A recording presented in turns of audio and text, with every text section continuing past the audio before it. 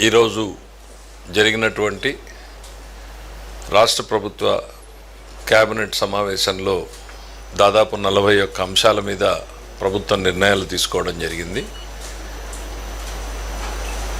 వాటిలో శాఖల వారీగా మనం చూసుకున్నప్పుడు ముందుగా హోంశాఖకు సంబంధించి దాదాపు 23 సంవత్సరాలుగా పదోన్నతి అనేటువంటిది లేకుండా కానిస్టేబుల్గా రిక్రూట్ అయిపోయి కానిస్టేబుల్గానే ఉండిపోయినటువంటి దాదాపు 385 మంది కానిస్టేబుళ్ళకి హెడ్ కానిస్టేబుల్ పోస్ట్గా అప్గ్రేడ్ చేస్తూ ఇవాళ నిర్ణయం తీసుకోవడం జరిగింది.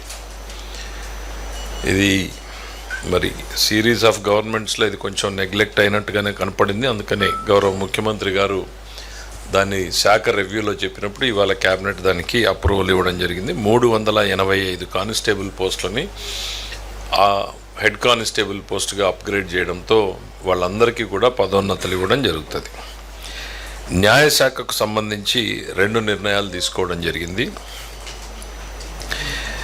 గౌరవ సుప్రీంకోర్టు ఆదేశాల మేరకు కొన్ని పోస్టుల్ని క్రియేట్ చేయమని చెప్పి సుప్రీంకోర్టు ఆదేశాలు ఇవ్వడం జరిగింది. దాని ప్రకారం దాదాపు రాష్ట్రంలోని న్యాయ విభాగాల్లో మొత్తం 21 పోస్టుల్ని క్రియేట్ చేయడం జరిగింది. 21 పోస్టులు ఎలాంటివంటే chief court manager, 5 senior court మేనేజర్లు, 15 కోర్టు మేనేజర్లు, ఇవన్నింటినీ కొత్తగా పోస్టులని క్రియేట్ చేయడం చేస్తూ క్యాబినెట్ నిర్ణయం తీసుకోవడం జరిగింది. దాంతోపాటు న్యూఢిల్లీలో ఏపీ భవన్లో మనకి అడ్వకేట్ ఆన్ రికార్డ్ కార్యాలయంలో ఆఫీస్ మేనేజర్ పోస్ట్ అనేటువంటిది ఒకటి కొత్తగా క్రియేట్ చేయడం జరిగింది. ఇక పంచాయతీరాజ్ గ్రామీణాభివృద్ధి శాఖకు సంబంధించి ఒక 20 పోస్టులు అన్యూటిలైజ్డ్గా ఉన్నటువంటి 20 పోస్టులని సప్రెస్ చేస్తూ నూతనంగా అవసరం ఉన్న చోట, ప్రధానంగా రీసెర్చ్ సంస్థల్లో అవసరం ఉన్న చోట 20 కొత్త పోస్టులని క్రియేట్ చేస్తూ నిర్ణయం తీసుకోవడం జరిగింది.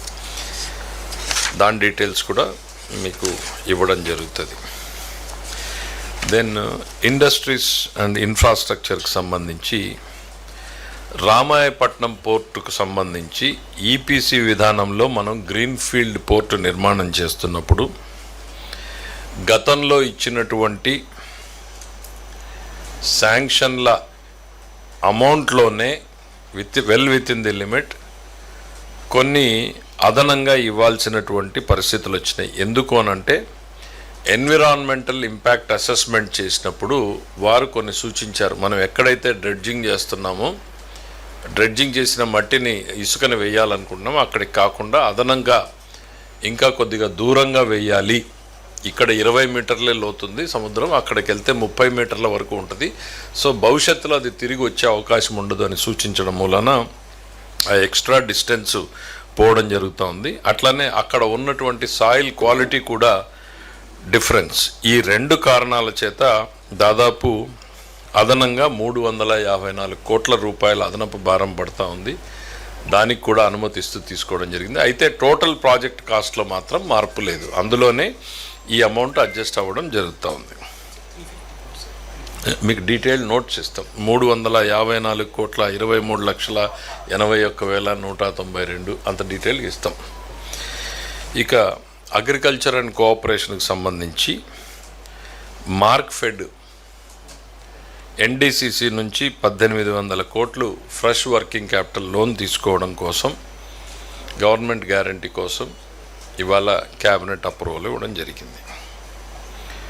ఆర్ఎండ్బికి సంబంధించి కీలకమైనటువంటిది కేంద్రంలో మనకు ఉన్నటువంటి ఏపీ భవన్గా ఇప్పటిదాకా మనం పరిగణ తీసుకోబడుతున్న దగ్గర 11.53 ఎకరాలు.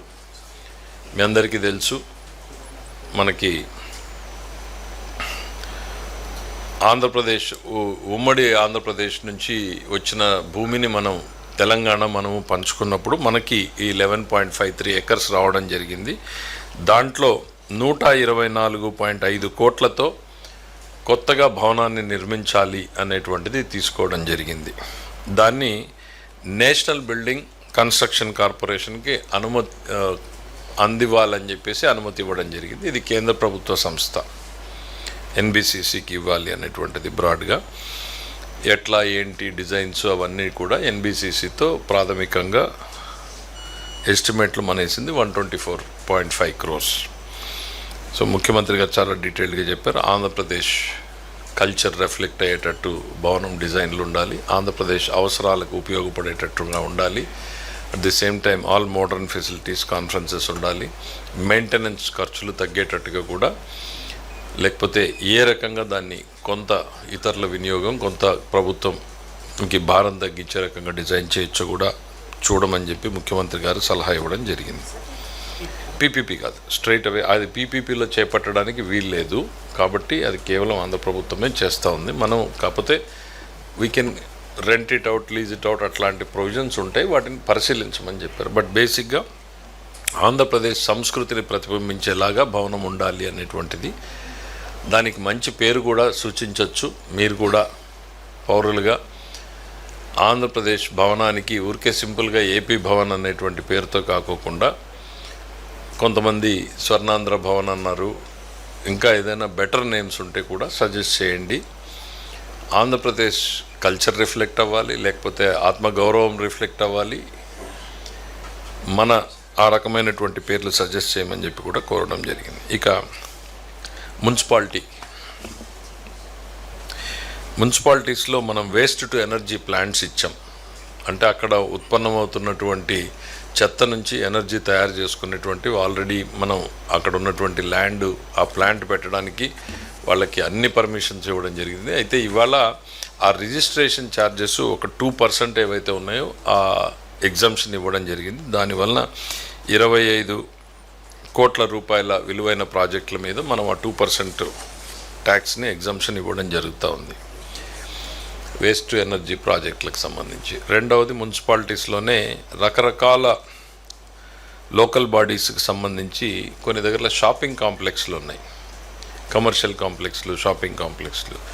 దానికి యూనిఫామ్ రేటు లేకుండా ఉంది, ఒక్కో దగ్గర ఒక్కో రకంగా ఉంది. దాన్ని మొత్తం ఒక యూనిఫామ్ రేటుకి టర్మ్స్ అండ్ కాంట్రాక్ట్, ఒక రేట్ అని కాదు, యూనిఫామ్ టర్మ్స్. ఇప్పుడు ఏంటంటే కొన్ని దగ్గరలో 3 సంవత్సరాలకి లీజ్ ఎన్హాన్స్ చేసేలాగుంది, కొన్ని దగ్గరలో 1 సంవత్సరానికి ఉంది, కొన్ని దగ్గరలో 2 సంవత్సరాలకు ఉంది. అట్లా కాకుండా యూనిఫామ్గా ఎవ్రీ ఇయర్ 7% ఇంక్రీజ్ చేసేటట్టు ఒక అమెండ్మెంట్ చేయాలనేటువంటిది. అట్లనే మున్సిపాలిటీ గతంలో గ్రౌండ్ ఫ్లోర్కి అదే రేట్ ఉంది, ఫస్ట్ ఫ్లోర్కి అదే రేట్ ఉంది, సెకండ్ ఫ్లోర్కి అదే రేట్ ఉంది. సహజంగా మనందరికీ తెలుసు ఫస్ట్ ఫ్లోరు సెకండ్ ఫ్లోరు రేట్లు తక్కువ వెళ్తాయి. అందుకని గ్రౌండ్ ఫ్లోర్ మీద ఫస్ట్ ఫ్లోర్ 20% తక్కువ ఉండేటట్టు, సెకండ్ ఫ్లోర్ అయితే 30% తక్కువ ఉండేటట్టు ఒక uniform policy across the state implement చేయాలనేటువంటిది నిర్ణయం తీసుకోవడం జరిగింది. అట్లానే మున్సిపాలిటీస్లో మరొకటి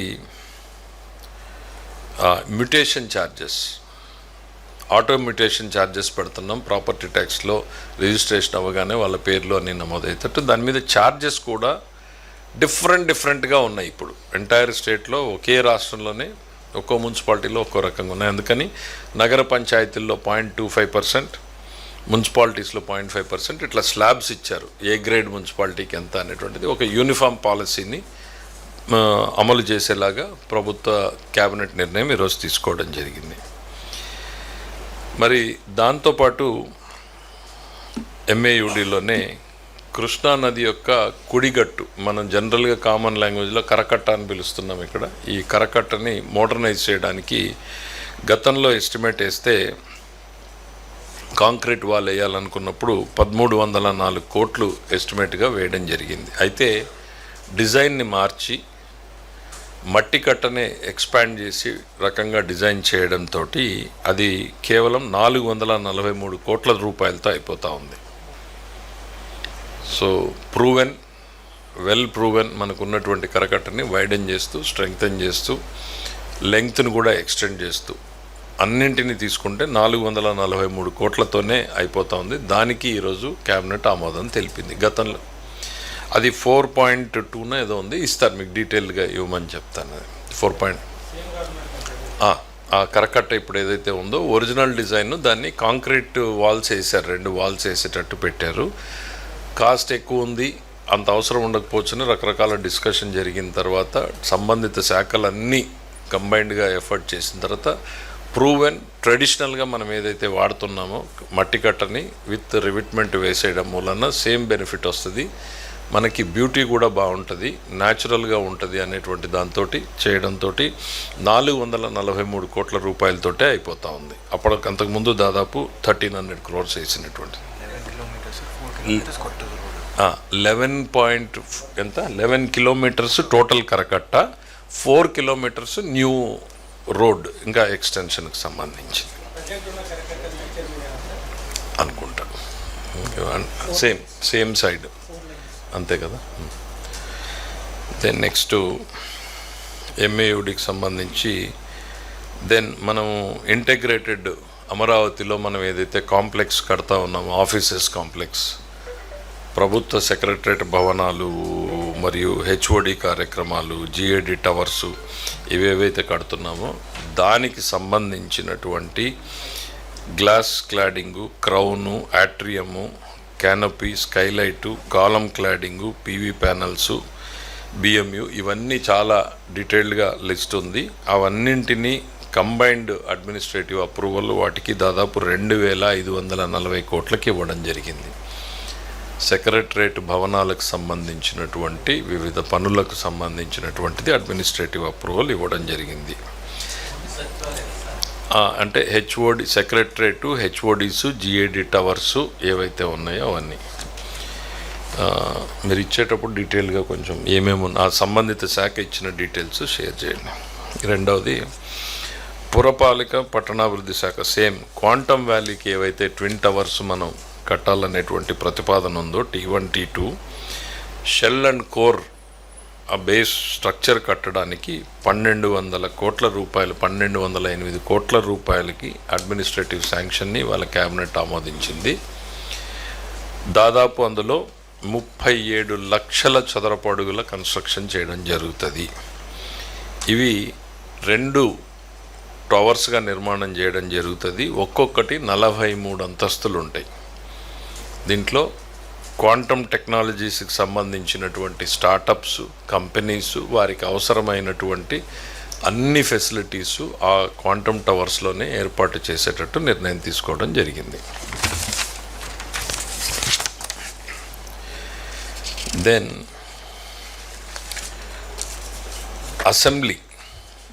అసెంబ్లీ బిల్డింగ్కు సంబంధించి ఆ స్పైర్, సెంట్రల్ స్పైర్ అనేటువంటిది పిలుస్తారు. ఆ central spire, parking ring, approach bridges ఇవన్నింటికి కలిపి దాదాపు 798 కోట్ల రూపాయలకి అడ్మినిస్ట్రేటివ్ శాంక్షన్ ఇవ్వడానికి క్యాబినెట్ ఆమోదం తెలిపింది. దెన్ నెక్స్ట్ ఎంఏయుడిలో జోన్ 2లో ఉండవల్లి గ్రామంలో ల్యాండ్ పూలింగ్కి సంబంధించి లేఅవుట్లలో roads, drains, drinking water, storm water drains ఇవన్నింటికి, పవరు, యూటిలిటీసు ఇవన్నింటికి కానీ 580 కోట్ల రూపాయలకు పరిపాలన ఆమోదం తెలపడానికి క్యాబినెట్ ఆమోదించడం జరిగింది. మీకు తెలుసు ఉండవల్లి లేట్ ఎక్విజిషన్ అయింది. ఆ ప్రాంతంలో చేపడుతున్నటువంటి developmental trunk infrastructure plus other infrastructure అన్నింటికీ కూడా కలిపి 580 కోట్ల రూపాయలకి పరిపాలన అనుమతి ఇవ్వడం జరిగింది. దెన్ సిఆర్డిఏ లోపల N10 నుంచి N13 వరకు ఉన్నటువంటి జంక్షన్కి అండర్ గ్రౌండ్ కేబుల్స్కి రీరూటింగ్ చేయడానికి సవరించిన అంచనా గతంలో 1082.44 కోట్లుంటే అది ఇవాళ 1180.54 కోట్లు, అంటే దాదాపు 100 కోట్ల రూపాయలు అదనంగా పెంచడం జరిగింది. దానికి పరిపాలన అనుమతికి ఇవ్వడానికి క్యాబినెట్ ఆమోదం తెలిపింది. మరి అట్లానే గతంలో సిఆర్డిఏకి సంబంధించినటువంటి భూముల్ని రెవెన్యూ శాఖకు ఆన్ పేమెంట్ ఇవ్వడం జరిగింది. ఆ పేమెంటు ఇవ్వకపోవడం వలన ప్లస్ పాలసీ నిర్ణయం ప్రకారం కూడా ఆ భూముల్ని తిరిగి సిఆర్డిఏ వెనక్కు తీసుకోవడానికి ఈరోజు క్యాబినెట్ అనుమతిని ఇవ్వడం జరిగింది. దెన్ ల్యాండ్ పూలింగ్ స్కీమ్ కింద రైతులు కొన్ని ప్రాంతాల్లో యాన్యుటీ అమౌంట్ని పెంపు కొంత కోరారు. ప్లస్ వాళ్ళ అప్పుకి కట్ ఆఫ్ డేట్ ఏదైతే ఉందో దానికి సంబంధించినటువంటివి కొన్ని ఎక్స్టెన్షన్స్ అడుగున్నారు. So land pooling scheme effective implementation కోసం అవన్నింటికి కూడా క్యాబినెట్ ఆమోదం తెలపడం జరిగింది.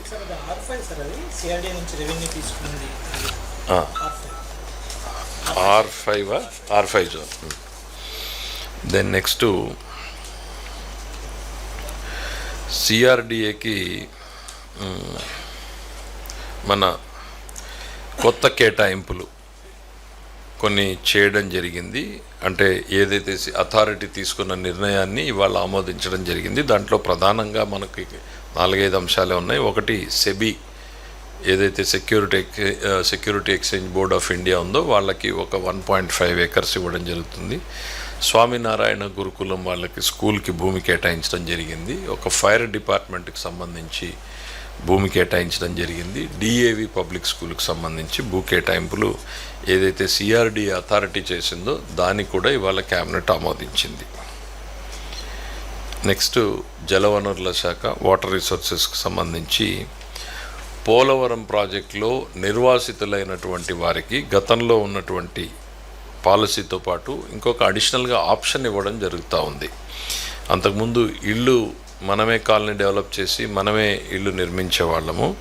వాళ్ళు ఒకవేళ ఇండిపెండెంట్గా కట్టుకోవాలి అని అనుకుంటే వాళ్ళకి ఇల్లు నిర్మించడానికి యూనిట్ ధర 2.85 లక్షల నుంచి 3.57 లక్షల వరకు పెంచడం జరిగింది. దాంతోపాటు R&R కాలనీలో కాకుండా మేము బయట కట్టుకోవాలి అనుకునే వాళ్ళు ఎవరైనా ఉంటే వారికి హౌస్ సైట్కి ₹1,00,000 నుండి 2 లక్షల వరకు పెంచడానికి క్యాబినెట్ ఆమోదం తెలిపింది. వాటర్ రిసోర్సెస్లోనే మనకి పుష్కర లిఫ్ట్ ఇరిగేషన్ మెయిన్ స్కీమ్లో ఎస్కేప్ ఛానల్ నిర్మాణం చేపట్టడానికి మనం గతంలో ఇచ్చినటువంటి వర్క్లో ఇవాళ ఎస్కేప్ ఛానల్ అవసరం ఉంది అనేటువంటిది నిపుణులు చెప్పడంతో అక్కడ పనిచేస్తున్నటువంటి కంపెనీకే నామినేషన్ పద్ధతి మీద ఇవ్వాలని చెప్పేసి నిర్ణయం జరిగింది. అది దాదాపు 4.7 కోట్ల రూపాయలు. ఎందుకంటే సీజన్ లూజ్ అవ్వకుండా మనం వర్కింగ్ సీజన్లోనే ఎఫెక్టివ్గా ఆ వర్క్ మొత్తం కంప్లీట్ చేయాలి అనేటువంటి ఉద్దేశంతో 4.71 నామినేషన్ మీద ఇవ్వడానికి నిర్ణయం తీసుకోవడం జరిగింది. దాంతోపాటు మరి Handri Neeva Sujala Sravanthi project Punganur branch canal 26వ కిలోమీటర్ నుంచి 75వ కిలోమీటర్ వరకు కాంక్రీట్ లైనింగ్తో ఆధునీకరించడం కోసం గతంలో 207 కోట్ల రూపాయలకి ఎస్టిమేట్లు మంజూరు చేస్తే అవి రివిజన్ అక్కడ ఉన్నటువంటి మట్టి పొరలు ఇవన్నింటినీ అంతకుముందు షార్ట్ క్రీటింగ్ మెథడ్లో కంప్లీట్ చేయాలనుకుంటే నిపుణులది షార్ట్ క్రీటింగ్ కాదు రీఇన్ఫోర్స్డ్ కాంక్రీట్ వాడాలి అని చెప్పడం మూలాన ఆ రివిజన్ చేయడం జరిగింది. దానికి 309 కోట్ల రూపాయలకి పెంచడం జరిగిందంటే దాదాపు 100 కోట్ల రూపాయలు అదనానికి పెంచడానికి క్యాబినెట్ అనుమతి ఇవ్వడం జరిగింది. ఇక రెవెన్యూ శాఖకు సంబంధించి తిరుపతి జిల్లా రేణిగుంట దగ్గర ఒక స్పోర్ట్స్ స్కూల్ పెట్టడానికి సంస్థ ముందుకు వచ్చింది. సన్ రైజ్ ఎడ్యుకేషనల్ ఇనిషియేటివ్స్ అనేవాళ్ళు. వాళ్ళు రెగ్యులర్ ఎడ్యుకేషన్తో పాటు కేంబ్రిడ్జ్ ఉంటుంది, IB ఉంటుంది. ఇవి రెండు ఉంటూ స్పోర్ట్స్ ఇనిషియేటివ్ చేపట్టడం జరుగుతుంది. వాళ్ళకి మార్కెట్ ధర ప్రకారం అంటే దాదాపు ఎకరాకు 1,12,00,000 రూపాయలు చొప్పున 10 ఎకరాలు ఇవ్వడం జరుగుతుంది. అంటే దాదాపు 11,36,00,000 రూపాయల విలువని నిర్ధారించడం జరిగింది. వాళ్ళకి మార్కెట్ విలువకి భూమి ఇవ్వడానికి క్యాబినెట్ ఆమోదం తెలిపింది. బేసిక్గా స్పోర్ట్స్ సెంట్రిక్ స్కూల్ వాళ్ళు నిర్మాణం చేస్తామని చెప్పడం మూలన. దెన్ అట్లానే కడప జిల్లాలో ఆధునిక డంపింగ్ యార్డు కోసం మున్సిపల్ కార్పొరేషన్కు దాదాపు 92 ఎకరాలని కేటాయించడం అనే కాస్ట్ బేసిస్ మీద మున్సిపాలిటీకి ట్రాన్స్ఫర్ చేయడం జరుగుతుంది. అట్లానే ప్రకాశం జిల్లాలో 22 ఎకరాలు దాదాపు APIIC ఇండస్ట్రియల్ హబ్కి కావాలన్నారు. దాన్ని కూడా మార్కెట్ విలువ ప్రకారం 13,98,000 ఎకరాకు చొప్పున వాల్యుయేషన్ వేయడం జరిగింది 22 ఎకరాలకి. దానికి దాదాపు 3 కోట్ల రూపాయలు. దెన్ అట్లానే చిత్తూరు జిల్లా యాదమరి మండలంలో Andhra Pradesh state trade promotion corporation వాళ్ళకి ఫ్రూట్ ప్యాకింగ్ అని, అసెప్టిక్ ప్యాకింగ్ అని ఈ అప్గ్రేడేషన్ యూనిట్ కోసం వాళ్ళు కొంత భూమిని అడిగితే ఎకరాకు 1,50,000 చొప్పున వాళ్ళకి 13 ఎకరాల భూమిని ఇవ్వడం జరుగుతూ ఉంది. మరి అనంతపురం జిల్లాకు సంబంధించి అహుడా ఏదైతే Anantapur Hindupur urban development authority ఉందో వాళ్ళు ఒక 11 ఎకరాలు మాకు లేఅవుట్ ఎంఐజీ లేఅవుట్ డెవలప్ చేయడానికి కావాలి అని అడిగారు. వాళ్ళకి ఇవ్వడానికి ప్రభుత్వం క్యాబినెట్ ఆమోదం తెలిపింది. మరి అట్లనే ఏలేశ్వరం, కాకినాడ జిల్లా ఏలేశ్వరం రిజర్వాయర్లో కేజ్ కల్చర్ ఏర్పాటు చేసేటువంటి ఫిష్ ఇన్ ఇండియా సంస్థకి ఆ కేజ్ కల్చర్ దానికోసం 10 ఎకరాల ప్రభుత్వ భూమిని కేటాయించడానికి ఆమోదం తెలిపింది. దాన్ని కూడా 10% ఆఫ్ ది మార్కెట్ వాల్యూ మనకి రేటు డిసైడ్ చేయడం జరిగింది. లీజ్, ఇది purely lease model. Then Kakinada అర్బన్లో ప్రభుత్వ భూమిని కోర్టు కాంప్లెక్స్కి, కోర్టు రెసిడెన్షియల్ అకామిడేషన్ పర్పస్కి వాళ్ళకి దాదాపు ఒక 50 సెంట్లు ఆ రకంగా వివిధ అవసరాల కోసం వాళ్ళకి భూమిని కేటాయింపు చేయడం జరిగింది.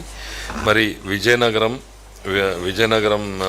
జిల్లా, మరి ఒంగోలు జిల్లా, మచిలీపట్నం, ఒంగోలు జిల్లా మరియు కర్నూలు జిల్లా, తూర్పుగోదావరి జిల్లా, ఏలూరు, పార్వతీపురం, మన్యం ఇవన్నింటిలోనూ తెలుగుదేశం పార్టీ కార్యాలయాల నిర్మాణాలకు చొప్పున అడిగినప్పుడు యాజ్ పర్ ది పాలసీ 33 సంవత్సరాలకి లీజ్ ప్రాతిపదికన ఇవ్వడం జరిగింది. దీంతోపాటు కృష్ణా జిల్లాలోని మచిలీపట్నం టౌన్లో 1.5 ఎకరాల ప్రభుత్వ భూమిని భోగరాజు పట్టాభి సీతారామయ్య మెమోరియల్ ట్రస్ట్కి లీజ్ ప్రాసెస్న, ఎందుకంటే ఆయన ఆంధ్రా బ్యాంక్ ఫౌండరు, సో వాళ్ళు అక్కడ ఆయనకి స్మృతిగా నిర్మాణం చేపట్టాలంటే లీజ్ బేసిస్ మీద ఇమ్మని చెప్పి నిర్ణయం తీసుకోవడం జరిగింది. అన్ని దగ్గరలో 1 ఎకర్ అనుకుంటా, కాదు కదా, 2 ఎకర్స్ ఒక దగ్గర, 1.61 ఎకర్స్ ఒక దగ్గర, 2 ఎకర్స్ ఒక దగ్గర, 1.5 ఎకర్స్ ఒక దగ్గర, 1.5 ఎకర్స్ ఒక దగ్గర, 2 ఎకర్స్ ఒక దగ్గర, 2 ఎకర్స్ ఒక దగ్గర, average that is the lease. Then మన పరిశ్రమలు, వాణిజ్యం సంబంధించి కొప్పర్తి ఇండస్ట్రియల్ ఎస్టేట్లో ఏపీఐఐసి చేపడుతున్నటువంటి డ్రింకింగ్ వాటర్ అండ్ ఈ ఇండస్ట్రీస్ వాటర్కి సంబంధించి ఆల్రెడీ వాళ్ళు వర్క్స్ చేస్తూ ఉన్నటువంటి దానికోసం లోన్ తీసుకునేటువంటి దానికి వెళ్తే దానికి 75 కోట్ల రూపాయల రుణం తీసుకోవడానికి వాళ్ళు ప్రపోజల్స్ పెడితే దాన్ని రాటిఫికేషన్కి రావడం జరిగింది. దాన్ని రాటిఫికేషన్ చేయడం జరిగింది. దాంతోపాటు సత్యసాయి జిల్లాలో కేంద్ర ప్రభుత్వ సంస్థ డిఆర్డిఓ తరఫున వాళ్ళు చేపడుతున్నటువంటి డిఫెన్స్ పరిశ్రమ కోసం 350 ఎకరాలు ప్లస్ 300 దాదాపు 600 ఎకరాలు కేటాయింపు కావాలి అనేటువంటిది కేంద్ర ప్రభుత్వ సంస్థ డిఆర్డిఓ అడిగితే దాన్ని కేటాయించడానికి ఇన్ ప్రిన్సిపల్గా క్యాబినెట్ ఆమోదం తెలిపింది. దెన్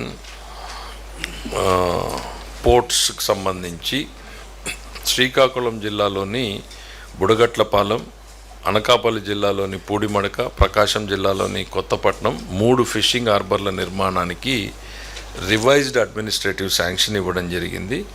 అది అంతకుముందు గతంలో 1150 కోట్లకు ఉంటే ఇవాళ 1586 కోట్లకి రివిజన్ చేయడం జరిగింది. దాదాపు 12,700 మంది మత్స్యకారులకు జీవనోపాధికి ఈ ఫిషింగ్ హార్బర్లు డైరెక్ట్గా ఉపయోగపడతాయనేటువంటిది భావించి ఈ ప్రభుత్వం ఈ నిర్ణయం తీసుకోవడం జరిగింది. దాదాపు 2,500 ఫిషింగ్ నౌకలకి ఇది ఉపయోగకరంగా ఉంటుంది.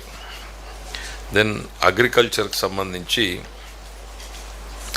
కిసాన్ డ్రోన్లతో విలేజ్ లెవెల్ ఫార్మ్ మెషినరీ బ్యాంకులకి మనం 24-25లో టెండర్లు పిలిచి ఆ ప్రోగ్రెస్ నడుస్తూ ఉన్నటువంటి ప్రక్రియలో కేంద్ర ప్రభుత్వం దగ్గర నుంచి మనకి ఇంకా డబ్బులు మిగిలిన్నాయి. వాటిని యూజ్ చేసుకోవడానికి మనకు సద్వినియోగం చేసుకునే అవకాశం ఉంది అని అంటే అవే నిబంధనల ప్రకారం వాళ్ళకి ఈ సీజన్ ఎక్స్టెండ్ చేసాం. So that we can make the better utilization. దాదాపు 14 కోట్ల రూపాయలు మనం యూటిలైజ్ చేసుకోవచ్చు అని అంటే వారికి గతంలో ఇచ్చినటువంటి సంస్థకే ఎక్స్టెన్షను ఈ ఇయర్కి కొనసాగించడం జరిగింది.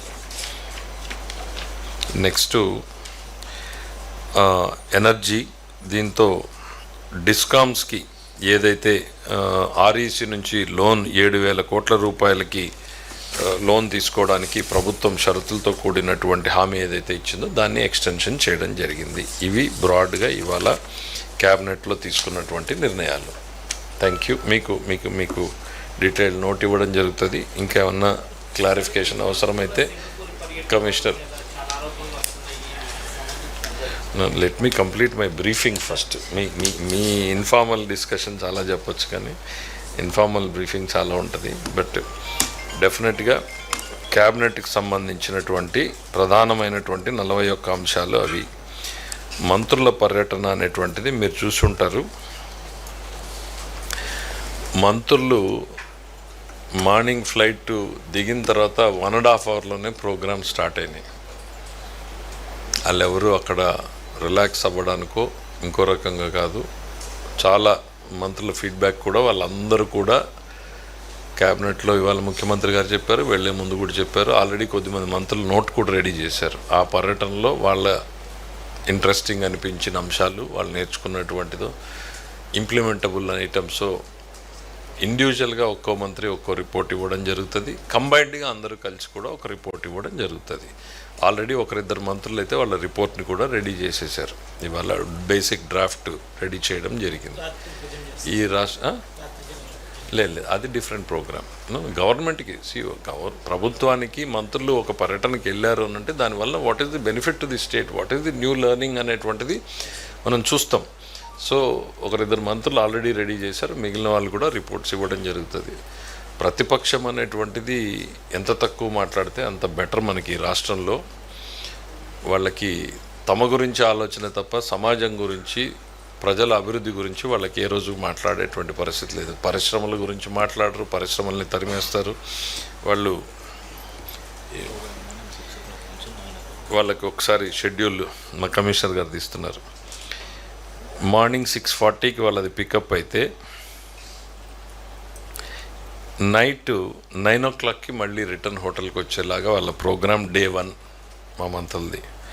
రెండో రోజు లాబీలో ఫస్ట్ టు గ్యాదర్ అట్ 7:45కి స్టార్ట్ అయితే ఈవినింగ్ 17 hours 5 o'clockకి మళ్ళీ రిటర్న్ వచ్చారు.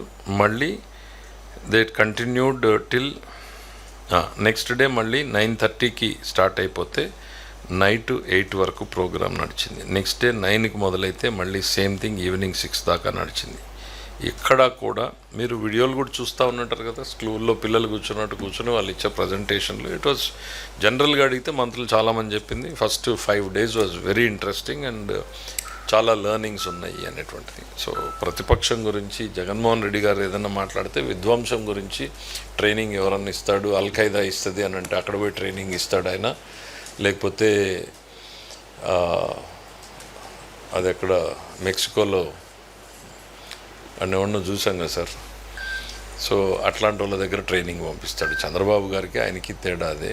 జగన్మోహన్ రెడ్డి గారు పంపించాల్సి వస్తే ఆయన అల్ఖైదా దగ్గరకో ఇంకెక్కడికో పంపిస్తాడు. చంద్రబాబు గారు పంపిస్తే సింగపూర్ పంపిస్తాడు. ఇంకా డెవలప్మెంట్ ఎక్కడ జరుగుతుంటే, ఎక్కడ డెవలప్మెంట్ ఉన్నా అక్కడ నేర్చుకునే ప్రయత్నం తెలుగుదేశం పార్టీ చేస్తుంటుంది. నారాయణ గారు దాని మీద చాలా డీటెయిల్డ్గా ఇప్పటికి ఇచ్చారు. మళ్ళీ కూడా ఇవ్వడానికి గవర్నమెంట్ రెడీగా ఉంది. We have compared with in the country, out side the world, everywhere. మనం ఇస్తున్నటువంటి క్వాలిటీ ఆఫ్ కన్స్ట్రక్షన్కి, ప్రైజెస్కి ఎక్కడా కూడా మనం ₹1 తక్కువగా ఉన్నాం, ఎక్కువ లేము అనేటువంటిది వీఆర్ వెరీ క్లియర్. మీకు చాలా డీటెయిల్డ్గా పాయింట్ బై పాయింట్ మా మున్సిపల్ అడ్మినిస్ట్రేషన్ మినిస్టర్ ఇచ్చారు. వాళ్ళు ఎవరన్నా ఇంట్రెస్ట్గా ఉన్నారంటే మళ్ళీ ఇంకా డీటెయిల్డ్గా కూడా మరీ ఒక్కసారి మా మంత్రి గారి చేత మేము ప్రెస్ మీట్ పెట్టిస్తాం. సింగపూర్లో వ్యవసాయ విధానాలు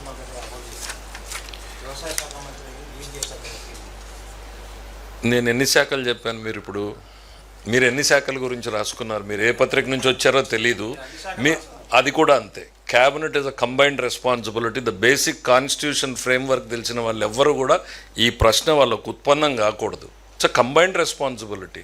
లెర్నింగ్ మీరు నేర్చుకున్నటువంటిది, సైన్స్ నేర్చుకుంటే మీరు డాక్టర్ అయ్యారా? అవ్వలేదు కదా. So it is a learning. Agriculture department అనేది సింగపూర్లో లేదు. ప్రజల నుంచి వచ్చే కోఆపరేటివ్ డిపార్ట్మెంట్ లేదా? He's also minister for cooperative. No, he's also minister for cooperative. They are one of the best cooperative mechanisms.